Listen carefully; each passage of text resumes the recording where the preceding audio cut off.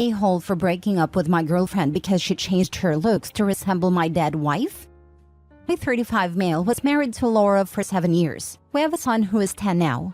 She was the light of my life, but when we were both 28, we found out that she had a rare form of cancer. She passed away 5 months later.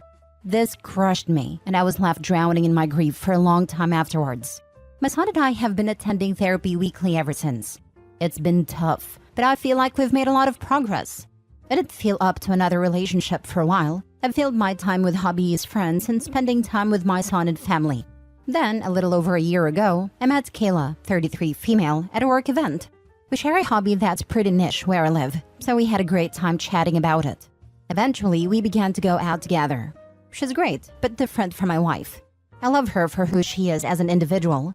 I was hesitant at first, but after speaking with my therapist, I decided to try for a committed relationship if we took it slow. At first, she was amazing. I told her about my past and that my son comes first even before our first official date. She was very compassionate and understanding about everything. After a few months of smooth sailing, I decided to introduce her to my son, and they got along great as well. For the first time after Laura's death, I could start to see a possible future with someone else. Everything started to go downhill around 4 months ago. She seemed to be a bit more distant than usual, so I sat down with her one night to ask her what was wrong. She teared up a bit and confessed that she felt I had been neglecting her lately. She then said that she feels like I'm using her as some replacement for my dead wife. This came as a total shock. A part of me will always love Laura, but I didn't feel like I was ignoring Kayla or anything. I asked for some specific examples, but she didn't say much afterwards. I felt guilty that I had made her upset, so I ended up apologizing and arranged for us to have a few more date nights, and she seemed happy again. Then a couple weeks later, she had to go to a cousin's wedding. I couldn't attend because of work, but she was only gone for a day. When she got back, I asked for some pictures, but she said there hadn't been any of her. I thought it was a bit strange, but didn't pry. Then, the next day, a coworker of mine showed me one of a private page on Facebook. I was shocked to see an expensive pair of my wife's earrings in Kayla. In my son's room, there is a small cupboard with pictures of him and his mom, letters from her, and some of her prized jewelry. I checked it as soon as I came home, and the earrings were returned to the cupboard but in a different spot. I confronted her, and she got mad, yelling at me for assuming she'd be so careless as to lose or damage the earrings. I told her I was just hurt she'd go behind my back and take something with sentimental value, even if they were beautiful. She eventually broke down and apologized, and after a serious talk about boundaries, we moved on. Things improved for a while before her strange behavior started. It began with her changing her hair color to match my wife's. My wife had naturally light blonde hair that a lot of women dye their hair to today, so while I thought it was strange, I wrote it off as a beauty choice.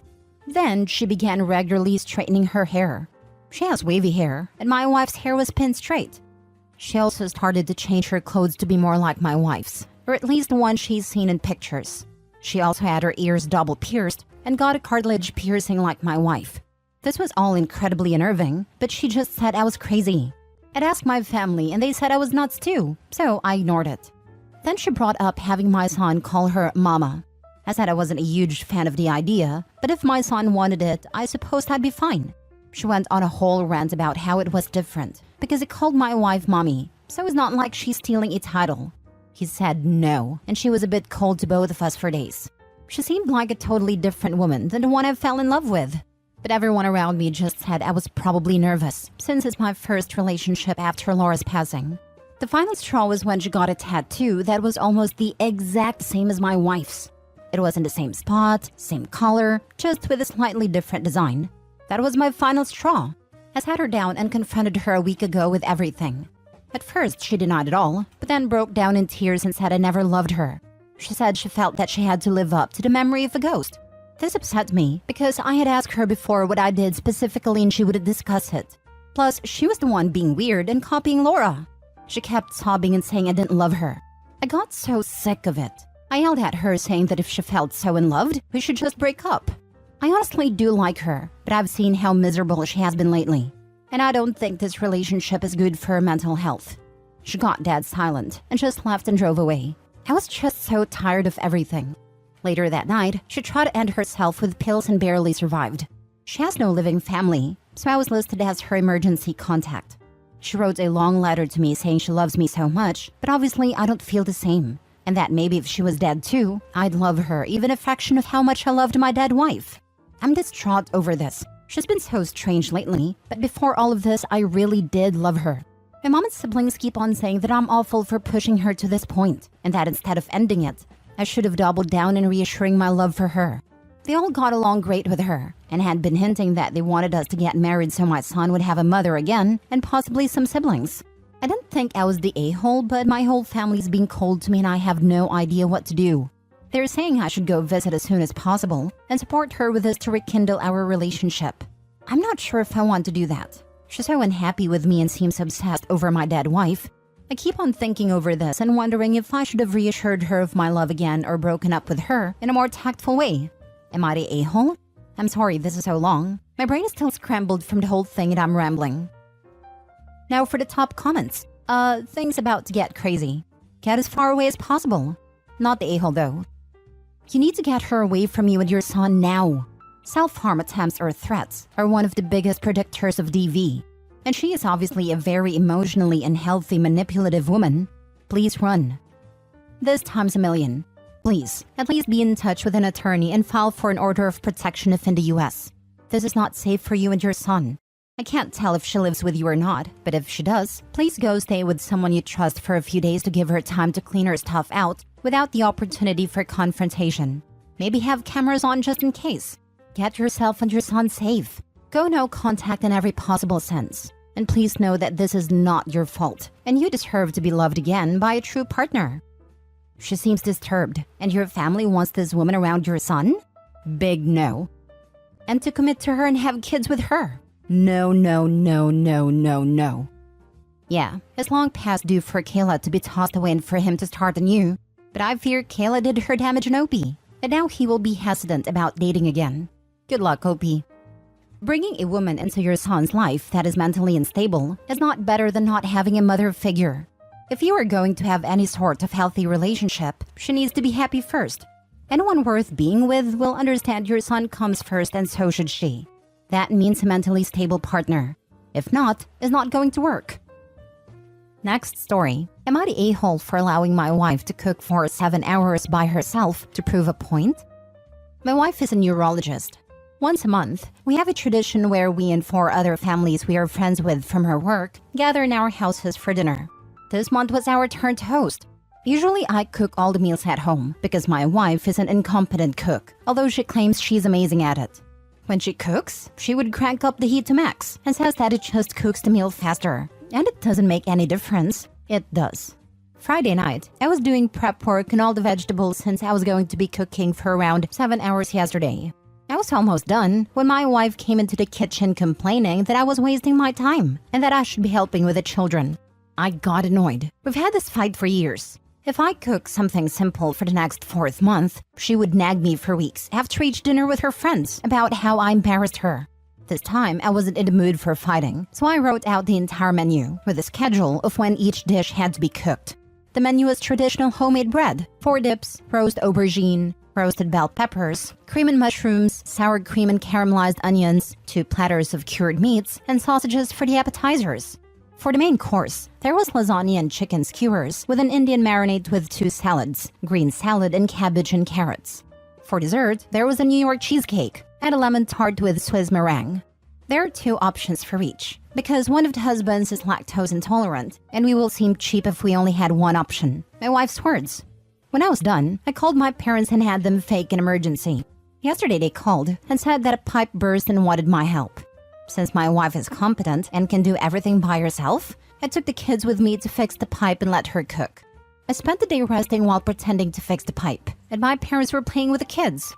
An hour and a half before dinner time, I took the kids home so we can shower and prepare.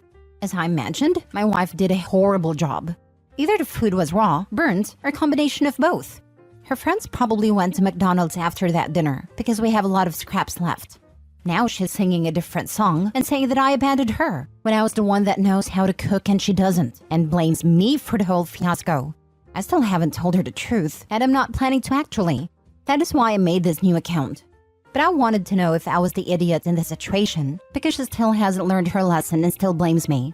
When I don't do everything she wants, I'm the bad guy, but if I let her do things how she wants them, I'm still the bad guy. Sounds like you at least learned that you're always gonna be the bad guy. Now, it's time for you to figure out if you want to continue living that way and what to do about it. Not the a-hole for what you did as everyone reaches a breaking point. She's still blaming Opie, so I doubt whether she's actually learned anything. Especially since she's a surgeon and is supposed to be smart. Oh, she knows. She's not dumb. She's prideful and won't admit it. She just looks stupid and abusive at this point. So no matter what you do, you're in the wrong. Sounds exhausting AF. Not the a-hole. Agreed. OP's getting close to that last straw that breaks the camel's back when his wife is blaming him for all of her problems. Honestly, sounds like my parents' relationship. My dad is always wrong no matter what he does. I didn't appreciate what my husband did. I learned after the divorce. Some people don't see the wrong till it has ended. It's a big thing for you to admit. Well done on a self-reflection. Damn, major props to you for maturity and growth. I have read literally thousands of post-divorce stories and never once seen this expressed. Last story. Am I the a-hole because I won't gift my grandmother's wedding set to my stepson even though I don't have children? My sister, 56 female, and I, 58 female, each inherited our grandmother's wedding bands. I got mine from our maternal grandmother, and my sister got her set from our paternal grandmother. Obviously, the idea when we were young was to pass it down to our children. Well, my sister had a daughter in her late 20s, and I found out that my fallopian tubes did not form quite right, and I just never could get pregnant. But then my sister got pregnant again 10 years later, and I was relieved it was a little girl. A few months later, we agreed that when she grew up, she would get the other set. The oldest niece, 28 female, has the set from the father's side, and the youngest 18 female is young, so I'm still holding on to them.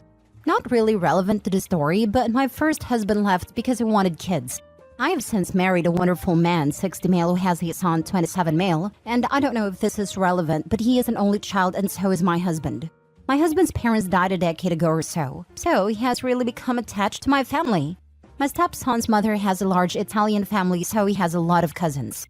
Anyway, he is getting ready to graduate grad school next year and has a girlfriend that he wants to marry. His own maternal grandmother has offered her set to him if he wanted them, which, to be honest, I thought was really generous and sweet of her. He didn't like the style and declined, but he has now asked if I would give him my grandmother's set.